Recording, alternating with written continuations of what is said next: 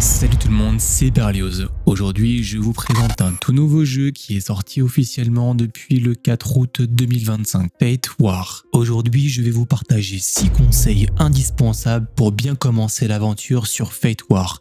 Et croyez-moi, si vous les appliquez, vous éviterez les erreurs que font 90% des débutants. Et restez bien jusqu'à la fin de cette vidéo puisque je n'ai pas moins de 7 codes cadeaux exclusifs à partager avec vous pour récupérer des items en jeu et démarrer dans de superbes conditions. On commence tout de suite par une présentation du jeu. Il s'agit d'un city builder au même titre que Rise of Kingdom ou Call of Dragon, un jeu de stratégie et de survie qui promet d'être intense. Fate War se déroule dans un monde glacé et mythique après le Ragnarok. Les dieux ont disparu, laissant les survivants lutter contre des monstres appelés corrompus et des esprits anciens. Vous incarnez le chef de tribu et votre mission est simple, faire survivre votre peuple dans un environnement hostile tout en affrontant d'autres tribus pour imposer votre domination. Le jeu est développé par IGG, disponible gratuitement sur Steam, Epic Games, l'App Store et Android.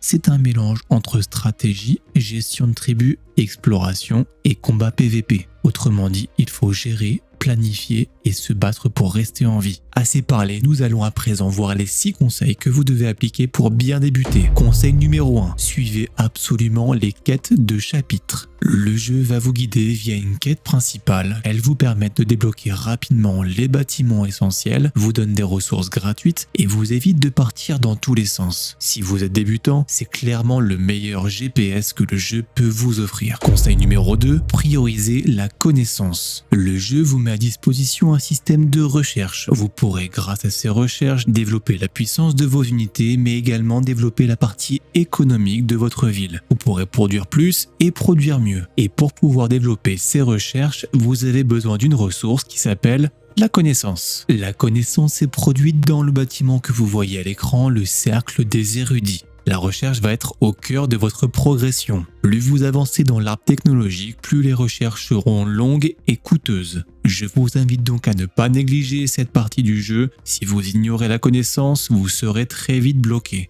La deuxième ressource nécessaire pour augmenter vos recherches est la pièce. Cette ressource est bel et bien la ressource la plus précieuse puisque vous ne pourrez pas la récolter dans votre environnement. Vous l'obtiendrez en récompense des quêtes tout au long de votre jeu et également en collectant les taxes tous les jours dans votre base principale. Plus votre niveau de hall de chef est élevé, plus vos revenus de taxes de base sont élevés. Plus vous avez de villageois, plus vous générez de taxes provenant des villageois. Et pour finir, plus vous occupez de zones, plus vos revenus de taxes sont élevés. Vous l'aurez compris, il faut donc développer son hall de chef, avoir le maximum de villageois possible et développer au maximum votre territoire. Il y a malgré tout un bâtiment qui pourra vous fournir de façon automatique des pièces, il s'agit du bain public. Plus le niveau est élevé, plus vous aurez de pièces par minute. D'ailleurs, pour bien démarrer vos recherches, voici le premier code cadeau que j'ai à vous offrir. Pour l'ajouter sur votre compte, rien de plus simple. Accédez à votre fiche personnage, sélectionnez paramètres, code cadeau et vous n'avez plus qu'à saisir votre code.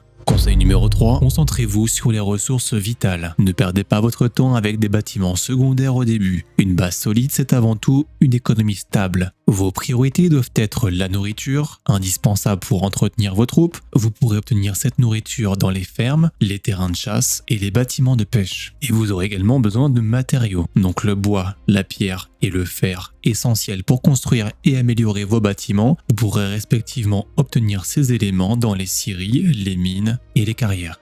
Et pour finir, la connaissance qui reste au cœur de votre progression. Sans ces bases solides, vous serez vite bloqué. Consolidez votre économie avant de vous lancer dans le militaire. Attention, j'attire votre vigilance sur un point très important. Dans ce jeu, il ne suffit pas de produire des ressources. En effet, une fois produites, vous devrez également acheminer les ressources produites jusqu'à votre base. Et pour cela, le jeu a intégré un système de capacité de transport. Je vous recommande donc vivement à veiller à ce que votre capacité de transport soit proportionnelle à la quantité de ressources produites dans chaque bâtiment. Conseil en bonus, comme vous le voyez, vous avez la possibilité d'affecter une charrette à bœufs pour augmenter la capacité de 300. Et vous vous posez sûrement la question, comment est-ce que j'obtiens cette charrette à bœufs? Vous pourrez en acheter une par jour chez le marchand mystérieux. Vous pourrez trouver ce marchand juste ici, juste à côté de votre bâtiment principal, le hall du chef de tribu. Il n'est pas toujours là, il apparaît de façon aléatoire. Lorsqu'il sera présent, vous le saurez grâce à cette icône. Je vous recommande donc de ne pas oublier d'acheter votre charrette à bœufs tous les jours pour pouvoir l'affecter au fur et à mesure dans un point de récolte supplémentaire. Conseil numéro 4, ne brûlez pas les étapes avec votre armée. Beaucoup de nouveaux joueurs commettent la même erreur. Ils foncent directement sur les unités de haut niveau, comme les T3 ou les T4. Sur le papier, ça peut paraître logique. Les troupes plus fortes devraient vous donner un avantage, mais en réalité, c'est un énorme piège. Pourquoi? Ces unités coûtent beaucoup plus cher en ressources, que ce soit la nourriture, le bois, le fer, et prennent beaucoup plus de temps à entraîner. Et surtout, sans une base solide et des recherches avancées, elles ne révèlent pas leur plein potentiel. La bonne stratégie au début, concentrez-vous sur les T1 qui sont rapides à produire, peu coûteuses et largement suffisantes pour les quêtes de chapitre, la chasse aux monstres et vos premières batailles. Utilisez ces troupes pour farmer efficacement, accumuler des ressources et progresser dans vos recherches. Une fois que vos bâtiments et votre connaissance seront bien développés, là seulement vous pourrez viser les T3 et les T4. Il est temps à présent de vous communiquer le deuxième code cadeau qui pourra vous permettre de développer vos unités. Et voici le code cadeau qui vous donnera un petit coup de pouce pour vos débuts.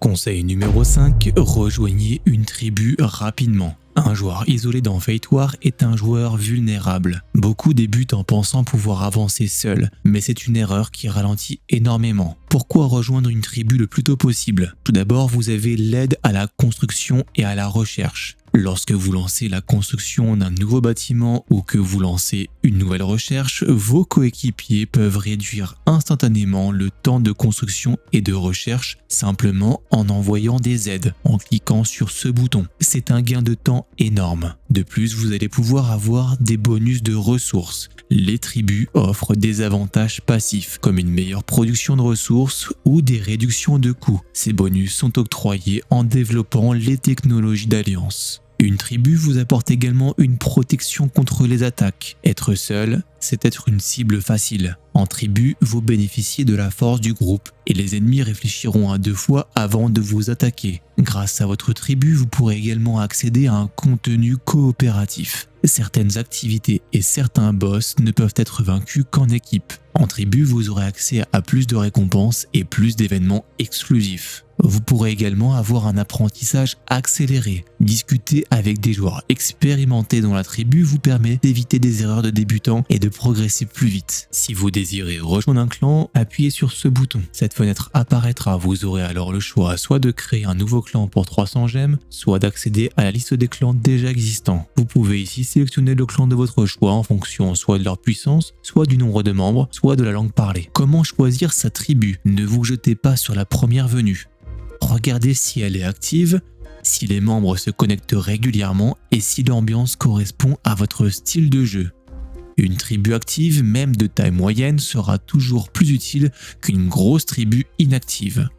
Un conseil supplémentaire, je vous recommande de viser la tribu avec la puissance la plus importante possible. Vous serez ainsi tiré vers le haut, vous pourrez obtenir des récompenses lorsque vos coéquipiers achètent dans le jeu et lorsqu'elles tuent des créatures en faisant des ralliements. Conseil numéro 6, explorer et exploiter l'environnement. Dans Fate War, progresser ne se limite pas à votre base. Le monde autour de vous regorge de ressources et d'opportunités. Savoir exploiter l'environnement est crucial pour débuter efficacement. En effet, vous ne pouvez pas vous contenter de récupérer les ressources que vous produisez dans votre base. La carte du monde contient des nœuds de ressources que vous pouvez exploiter avec vos unités, des monstres à chasser qui vous rapportent de l'expérience et des récompenses, et des zones spéciales qui offrent des loots et du bonus. Vous aurez également accès à des événements et des quêtes. Certaines missions ou événements ne peuvent être complétés qu'en interagissant avec le monde extérieur. Participer vous rapporte des récompenses rares et augmente votre progression. Vous l'aurez sûrement remarqué, vous disposez d'une barre d'endurance en haut à gauche de votre écran. Lorsque vous attaquez un corrompu, vous utilisez de l'endurance. L'endurance se rétablit lentement avec le temps. L'endurance vous permettant d'attaquer des créatures, elle représente donc une possibilité d'avoir des ressources et de l'expérience pour vos héros. Veillez donc à ce qu'elle ne soit jamais au maximum pour ne pas avoir de manque à gagner. Nous arrivons bientôt à la fin de cette vidéo. Comme promis, il y a 7 codes cadeaux que je voulais vous partager. partager. Je vous en ai partagé plusieurs au fil de la vidéo et les autres s'affichent maintenant à l'écran. N'hésitez pas à les utiliser rapidement pour démarrer dans les meilleures conditions. Ces codes cadeaux sont éphémères et ont une durée limitée.